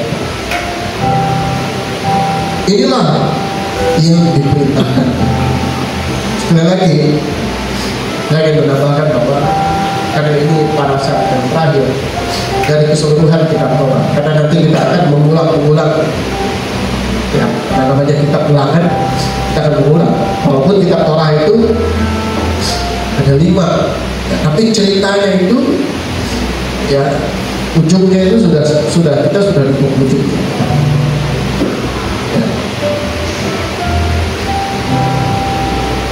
Gereja Pemulihan Firman, kita semua harus mau komitmen total dalam misbah perintahnya. Saya baca dalam kutipan para nabi dikatakan tidak ada misbah, tidak ada misbah yang dinilai lebih utama dan yang lain dinilai lebih kecil. Tidak ada. Bahkan Yesus sendiri katakan apa? Kalau kamu melakukan 9, kamu gagal 1, kamu artinya apa? Nggak bisa. Ya. Semua misbah itu memiliki nilai yang sama. Bahkan kau nggak tahu upah yang kau lakukan terhadap misbah itu seperti apa. Kenapa saya membicarakan upah? Ya, Tuhan kita itu berbicara seperti itu. Ada upah yang jeripaya, beda dengan orang-orang pengajaran yang lain. Tuhan kita tahu bahwa jeripaya orang kita itu Tuhan berikan. Dia Tuhan bukan orang yang Tuhan yang seperti budak otoriter, tidak. Dia tahu memberi ganjaran, dia tahu memberikan bagian bagi setiap orang. Tadi di situ Phineas, dia memiliki warisan yang abadi hanya gara-gara satu tindakan. Dan Elohim ya memberikan satu janji keturunannya akan berikutnya. Silakan Anda baca berkat yang diberikan Yesus. Jadi misbah itu tidak ada yang bisa kita tidak bisa membedakan satu dengan yang lain. Oh, kalau yang langsung kepada Tuhan, jangan ada padamu yang lain, jangan lupa itu lebih besar daripada jangan itu. Enggak, semua sama.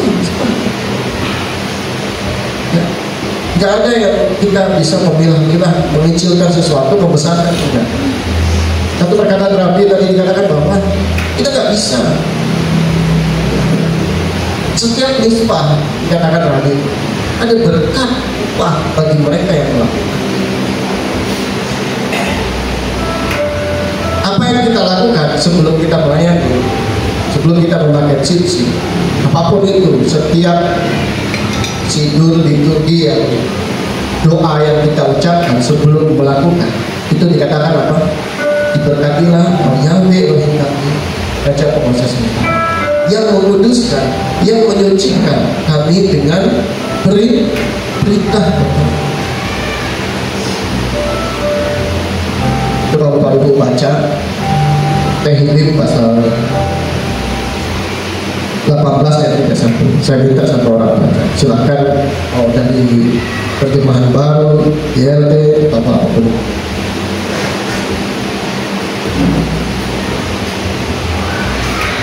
Tehillim 18:31. Silakan baca.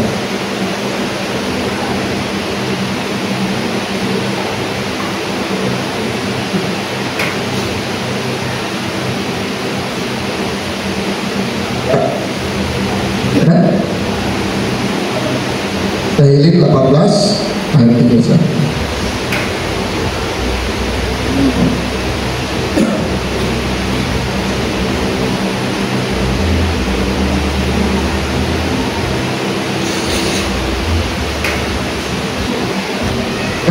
Berapa itu? Pak. Ini 18:31. Elohim itu jalannya sempurna, firman Yahweh itu murni. Dia adalah perisai bagi semua orang yang berlindung kepadanya.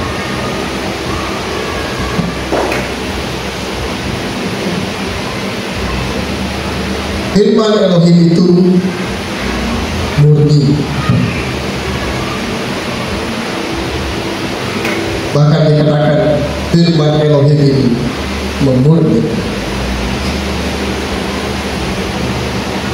Makanya kenapa kita melakukan mitzvot? Kenapa kita melakukan mikvah? Kenapa kita beribadah hari Sabat? Kenapa kita melakukan mitzvot? Zakor itu Sabat dekat. Kenapa Bapak? Ya karena itu perintah Pak. Itu kapan yang sangat sederhana. Tetapi ada rahasia yang dalam begini Bapak. Tidak ada satupun manusia di muka bumi ini bisa sampai kepada Elohim tanpa melalui, ya kita kenal Mesias Yeshua, Mary Yeshua. Yeshua itu adalah Torah yang hidup. Ya. Jadi dengan kata lain sederhananya adalah kalau kita mau connect dengan Tuhan, kalau kita mau menyatu dengan Tuhan, tidak ada lain, hanya melalui mitzvah, hanya melalui perintah, hanya melalui ketetapan. Nah, ketika kita menguduskan dan mengingat dan menguduskan hari Sabat ini, kita sedang menyatu dengan Tuhan. Karena itu firman-Nya, firman-Nya. Jadi perintah, jadi di Gunung Sinai itu manusia nggak bisa membuat firman, tapi firman itu diberikan Tuhan. Maka ada bagian dari Tuhan yang diberikan kepada kita sehingga kita boleh mengerjakannya dan kita connect dengan Tuhan. Paham nggak Bapak? Ya, tanpa pemberian Tuhan, tanpa Torah itu Israel nggak bisa connect dengan Tuhan. Bagaimana bukti kalau Israel itu mengasihi Bapa yang lain? Tidak ada lain. Inilah kasih kita kepada Elohim tak kala kita menaati perintah-perintah Tuhan. Tak kala kamu connect dengan Tuhan, tak kala kamu menyatu dengan Tuhan, itu tidak dapat dilihat ketika kita melakukan mitzvot perintah. Ya. Lebih dalam lagi, ketika kita melakukan perintah Elohim dalam kacamata dunia, kita sedang menghadirkan Mesias di tengah-tengah dunia. Karena kita menghadirkan Torah itu orang nggak tahu apa. Yang dilihat dari perbuatan kita. Makanya Nabi Saul mengungkapkan dalam sebuah bahasa, kita ini adalah surat yang terbuka. Suratnya itu isinya apa? Surat kertasnya itu kita, tapi tintanya itu adalah tulisannya Roh Kudus, yaitu apa? Torah. Ya, kenapa nggak makan babi Pak? Orang akan bertanya-tanya. Disitulah Anda bisa menjelaskan kehadiran Mesias di dalam perintah itu. Ya, kapan sederhananya nggak usah berkenan. Ya, karena saya meneladani Mesias saya. Berarti kita menghadirkan Mesias di dalam mitzvot itu. Kenapa kalian beribadah hari Sabtu? Kenapa kalian beribadah hari Sabat? Jawabannya sederhana. Karena itu kami mengikuti teladan Mesias kami. Pasti dia akan bertanya, kalau gitu kami ini kayak apa? Ya nggak tahu Pak, apa sudah terjawab. Ya. Jadi ketika kita melakukan mitzvot, kita sedang menghadirkan Mesias. Kenapa saya berani katakan begitu? 2-3 orang berkumpul dalam namaku, siapa yang melakukan perintah Elohim, maka kita menghadirkan Yesus. orang akan bertanya. Tidak perlu kita menginjili orang, enggak. Tapi cukup memberikan beberapa pertanyaan-pertanyaan atau satu jawaban-jawaban singkat, mereka akan berpikir bertanya. Ya, kenapa kok anda nggak makan lagi? Kok anda beribadah hari Sabat? Kok anda pakai itu kayak benang-benang begitu? Disitulah kesempatan untuk menghadirkan Mesias dalam jawaban yang sederhana. Kenapa pakai cincin? Pak, kalau Bapak baca dalam Perintah Dasar itu, ya Mesias pernah ya dijamah juga. Jawabannya sederhana lagi. Kami menerapkan di Mesias. Makanya 1 Yohanes katakan apa? Siapa hidup di dalam Mesias, dia harus hidup sebagaimana Mesias hidup. Makanya ada satu ujaran, katanya kalian percaya kepada Tuhan, tapi makannya beda, badannya beda, gaya hidupnya beda. Kita meneladani gaya hidup Mesias. Maka penting itu teladan, karena teladan itu kesaksian. Saya tadi Ibu Ernita, kalau Anda perhatikan Ibu Ernita kesaksian, Ibu Ernita katakan bahwa saya nggak tahu prosesinya kapan, tetapi dibacakan riwayatnya. Kenapa riwayat itu penting? Ya, karena itu bisa menjadi cerita bagi orang-orang berikutnya bagaimana teladan. Makanya seorang laki-laki Israel itu, ya, kalau nggak salah, salah satu tugas seorang laki-laki dia harus menulis cerita kehidupan. Supaya nanti apa? Generasi berikutnya itu akan terus. Makanya kalau Anda pelajari korban-korban Holocaust, ya, kenapa itu harus dipublikasi? Kenapa? Supaya generasinya melihat bahwa nenek moyang mereka, kakek mereka begitu menderitanya, dan mereka survive, berjuang hanya untuk mempertahankan genetik mereka sebagai seorang Israel, walaupun di tengah-tengah pembantaian. Ya, nah kita tuh belajar demikian Bapak Ibu. Ya, kenapa Nabi Saul? Kalau mau kena, Nabi Saul sombong amat sih berkata, ikutilah teladanku. Wah, itu nggak sembarangan orang ngomong ikutilah teladanku. Kalau dia salah dalam teladan, dia akan bertanggung jawab terhadap Mesias. Tidak mungkin dia berani, aku mengakhiri pertandingan dan bagiku tersedia mahkota kehidupan. Itu apakah self proclaim? Apakah itu? Oh, itu kan menurut Nabi Saul. Ya. Tapi sederhananya kalau saya, ya, dari cara Nabi Saul itu ditangkap Tuhan saja sudah berbicara bagaimana seperti apa pelayanannya. Dan kita tahu dedikasi Nabi Saul itu luar biasa. Dia rasul yang tidak minta-minta. Ya. Maka dia katakan apa? Bukan anak yang memberi makan kepada orang tua, tapi orang tua yang memberi makan kepada anak. Justru dia ingin memberikan teladan. Beginilah seharusnya pelayanan. Ya, harus berani berkorban. Kalau bahasa itu kan apa? Bahasa bangsa-bangsa. Bayar hal. Ya, jadi Bapak Ibu, ya kita selalu digaungkan mispa, ya ketetapan, mispati, apapun itu, jangan geli dan jangan alergi. Ya, karena itulah pemberian yang terbaik yang Elohim kasih. Itu kayak dia kasih bagian dari hidupnya. Saya kasih ini daging saya. Maka Yesus katakan apa? Barang siapa yang tidak makan, ya, dia kasih bagian dari dirinya, ya bagian-bagian dari Tuhan. Firman itu sendiri dia kasih sama Israel. Bukan Israel yang atau Moses catat begitu, enggak. Bahkan dari loh batunya pun Tuhan sendiri yang tulis. Ya, jadi itu bagian. Makanya itu kalau Anda lihat dalam ibadah tata sidur, ibadah di sinagog, ketika Torah itu dibuka, orang berdiri semua karena begitu penghormatan pada Torah. Nah, kita belajar kalau parasat, apa namanya, sesi pembacaan parasat, berdiri menghormati dan dengar. Ya, bukan telinga kemana-mana. Prosesi itu jangan cuma sebagai prosesi. Kita dengar Bapak Ibu. Iman timbul dari pendengaran. Dengar dulu. Nanti Roh Kudus akan merencanakan. Jadi mismah itu ditekankan terus oleh Tuhan. Saya hampir semua khotbah, semua apapun dari awal selalu digaungkan mismah, tidak ada lain. Ya, itulah yang membedakan saya dengan bangsa-bangsa, saya dan saudara dengan bangsa-bangsa yang lain. Itulah yang membedakannya, Bapak Ibu. Apa yang membedakan kita dengan orang yang lain? Ya mismah Tuhan. Ya.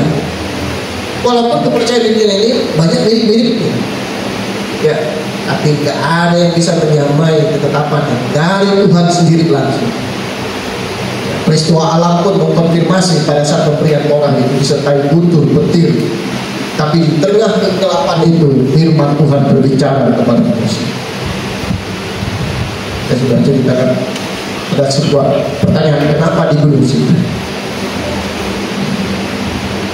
Tapi ada sebuah kutipan-kutipan saya baca. Disitulah tempat yang tidak bernama, yang tidak bisa diklaim bangsa manapun, suku manapun. Ya, jika Tuhan berbicara di Gunung Sinai, itu salah satu pendapat para nabi. Ya, dan memang tidak ada yang bisa mengklaim. Ya, tempat yang tidak bernama, yang bernama padang gurun di Gunung Sinai. Nah, kita belajar teman-teman. Ya, jadi kenapa saya harus beribadah hari Sabat? Karena saya mau menyatu dengan Tuhan. Karena bukan masalah beribadahnya, tetapi memutuskan dan mengingat hari Sabat dalam poin kita beribadah. Ya, dalam poin mikra gadis pertemuan kudus, disitulah kita menyatu dengan Tuhan. Ini 2-3 orang berkumpul dalam namaku, aku hadir. Dalam namaku itu berarti berbicara, bukan hanya pribadi Yesus, tapi firman itu sendiri, Bapak Ibu. Ya. Dan ketika kita melakukan mismah, karena saja kita menghadirkan Yeshua di tengah-tengah komunitas. Ya. Dan melakukan mismah itu tidak bisa sempurna langsung, Bapak. Itu sebuah perjalanan. Anda kazan, Bapak Ibu, Bapak yang kazan. Kazan itu wakil komunitas, perwakilan dari sebuah komunitas untuk menghadap Elohim. Itu kazan, penting. WL bukan, WL dia cuma memberi pujian. Semua jalannya ibadah itu ada di tangan kazan. Karena kazan yang duluan membangun relationship dengan Tuhan. Dia membaca Shema Israel, dia membaca parasat, di situ bagian parasat. Dia juga berbicara tentang 10 perintah, 10 perkataan Elohim. Ini nggak sembarangan. Ya, untuk menjadi seorang kazan itu perlu dedikasi, Bapak. Ini nggak asal-asalan. WL pun demikian, musik pun demikian. Karena kita magis itu coba-coba, kita nanti maju sampai bisa melayani firman apalagi. Ya. Tetapi saya ingin mengingatkan kita bahwa pelayanan itu, walaupun saya hebat-hebat, ya, tapi jadilah pribadi yang hidup di dalam kebenaran Tuhan. Apapun identitasnya, itu jauh lebih hebat.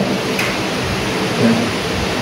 Walaupun saya pandai main musik, ya, walaupun saya tahu main musik, tapi saya lebih suka menjadi seorang suami yang memberkati istri dan anak.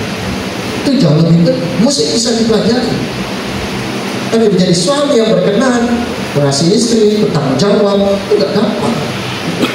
Ada banyak orang bisa melayani itu, tetapi sesungguhnya di belakang itu keluarganya berantakan, bukan apa-apa. Ya. Walaupun dua-dua itu harus jalan. Ya, makanya saya senang dengan tulisan Nabi Saul dan tulisan para rasul, di mana standar moral seorang pemimpin rohani. Dia tidak menetapkan standar politik, dia tidak menetapkan standar dinasti, dia menetapkan standar moral. Suami dari seorang istri sabar, tidak mulai marah, itu tidak gampang. Ya. Orang yang melayani Tuhan itu bukan sempurna dulu baru melayani. Cari di mana kisah tokoh kitab suci sempurna dulu baru melayani. Gak ada. Kalau Anda mengharapkan seorang pemimpin yang memang sempurna, yang sudah langsung siap, Anda nggak akan menemukannya. Kita tadi baca dalam Haftarah, Nabi itu saja berkata bahwa saya nggak bisa apa-apa. Nggak bisa apa-apa. Moses saja yang kita baca kisahnya, itu orang ya, walaupun dia dididik sama kelas elit di Paro, tetapi dia punya keterbatasan. Nggak bisa Bapak Ibu. Makanya ya saya ingin menambahkan dari Pak. Makanya kenapa seseorang itu perlu didukung, karena dia berjalan bukan dari kesempurnaan, dia itu kan lagi berjuang dalam dirinya, tapi dia punya tanggung jawab dengan orang lain. Itu nggak gampang. Ya, seorang Nabi Saul yang mungkin kalau kita lihat luar biasa, sempurna dalam pelayanan sampai hampir mati, itu pun masih dengan rendah hati, topang doa. Bahkan dia berpikir untuk teman-teman pelayanannya, Demas dengan yang lain-lain ini, tolong kalau dia datang ada nampili, ingat dia. Bayangkan, Nabi Saul tidak memikirkan hanya dirinya sendiri, dia pikirkan juga teman-temannya, Silas dengan teman-teman yang lain. Walaupun ada nama-nama yang disebut, ya Nabi Saul agak sedikit tidak ada mengharap, ya tidak suka. Ya. Jadi Bapak Ibu, ya. Kan ini kita berakhir dengan seluruh pelajaran, dan berikutnya kita akan mengulangi. Ya, pertanyaannya, kenapa harus diulang? Ya, kenapa cerita-cerita itu harus diulang? Silakan jawab sendiri. Ya, tapi kita belajar bahwa e-sport itu adalah makanan. Ya, makanan itu ialah melakukan kehendak elok. Tentang ilmu apa? E-sport. Ya sudah, bapak-bapak, mama-mama, kalau hari Sabat nggak usah cari yang lain. Ya, kalau masih sempat beribadah.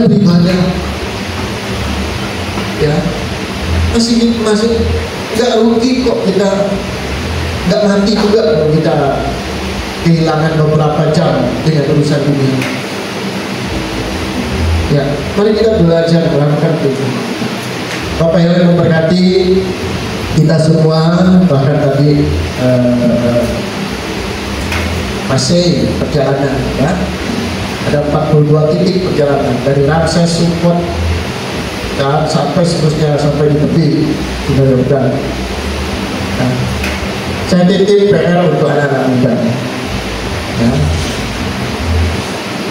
Kalian tulis dari setiap tempat lokasi itu pelajaran apa yang didapat dari 42 titik. Ya, bukan dengan isu. Ya, yang lain kita dewasa atau bukan. Itu yang anak muda saya remaja dengan. Jadi Ramses apa pelajarannya di situ? Ya, apalagi Ramses, Sukot, habis Sukot, Harod, di situ Etam, habis itu apa? Mara, di situ jadi Mara itu peristiwa air air Elit itu airnya jadi ya silakan ya anak muda pelajaran Bapak titik itu ya. Jadi bagi kita semua pun setiap perjalanan pasti punya makna. Makanya tadi Ibu kita katakan banyak kita penting ya, apalagi yang kita merantau tahun 9 tiba di Kopen ya, dulu masih tinggal di situ, sekarang sudah digusur ya. Lalu pindah ke sini ya, lalu dimutasi pindah ke sana ya, lalu dapat jabatan, itu riwayat. Dan Tuhan mau, kenapa Tuhan mau kita 42 titik itu diingat dan dipelajari, supaya kita belajar bahwa di setiap tempat ada Tuhan di sana. Dan di setiap tempat ada pelajaran kehidupan yang dari Tuhan yang kita bisa dapat. Dan itu tidak boleh kita lupakan. Makanya dalam kitab Ulangan dikatakan, ajarlah itu pada waktu kamu duduk dan sebagainya, itu kamu harus lakukan. Bapak yang memberkati, mari kita Terima kasih Bapak Yahweh, Saudara Abah Elohim. Kami mengucap syukur buat firman-Mu, buat parasat-Mu hari ini, pekan ini. Maton dan Masih yang mengakhiri perjalanan dari parasat kitab Batukan, bahkan seluruh perjalanan Israel. Kami bersyukur Bapa buat suatu pemberian yang manis, bahwa Torah itu adalah lebih manis dari mana, sesuatu yang berharga, sesuatu yang harus kami banggakan, sesuatu yang harus kami pegang dan kerjakan. Miskot, perintah, mispati harus kami kerjakan. Karena kami tahu ketika kami melakukan perintah Tuhan, ketika kami belajar Torah, kami mengerti kehendak dan kami menyatu dengan pribadi. Dan di hadapan dunia kami boleh menghadirkan Yesus sebagai pribadi yang hidup di dalam firman. Terima kasih Bapak yang mengangkat. Bahkan ada banyak perjalanan-perjalanan yang kami boleh belajar dari Bani Israel tentang nazar, sebuah perkataan yang harus diucapkan dengan penuh kehati-hatian, dan masih banyak yang lain. Terima kasih Bapak. Kami mengucap syukur Bapak. Kau begitu baik dalam seluruh kehidupan. Tidak semua orang mengerti, memahami dalam firman, tetapi kami boleh dibukakan roh ya Tuhan, selaput yang menutup mata ini dibukakan, dan kami boleh mengerti perintah-perintah, dan kami boleh melakukan. Berikan kesukaan kami Bapa untuk tuntut, mengerti, melakukan, dan menyatakan bagi generasi-generasi berikutnya, supaya menjadi kesaksian nama Yahweh dimasyurkan, dibesarkan, dan ditinggikan kehidupannya. Terima kasih Bapak. Kami berdoa secara khusus bagi Pak Christian yang telah Tuhan Kau pakai menyampaikan daftar kebenaran firman Yahweh. Bapak Yahweh kembali ke dalam seluruh pengurapan, pemakaian yang dahsyat lebih lagi, penyingkapan rahasia atau Torah lebih lagi Tuhan. Bahkan dalam seluruh kehidupannya, pelayanannya pun diberkati, pelayanan ibadahnya yang Tuhan dalam multimedia, dalam apapun itu Tuhan memberkati. Kekuatan kesehatan yang dianugerahkan bersama istri dan anak-anak di bait kita ya Tuhan. Dan Abigail pun diberkati dalam seluruh keluarga besar, bahkan dalam seluruh apa yang mereka kerjakan dalam seluruh kehidupan mereka, disertai, diberkati, dan dibuat Bapak yang berhasil.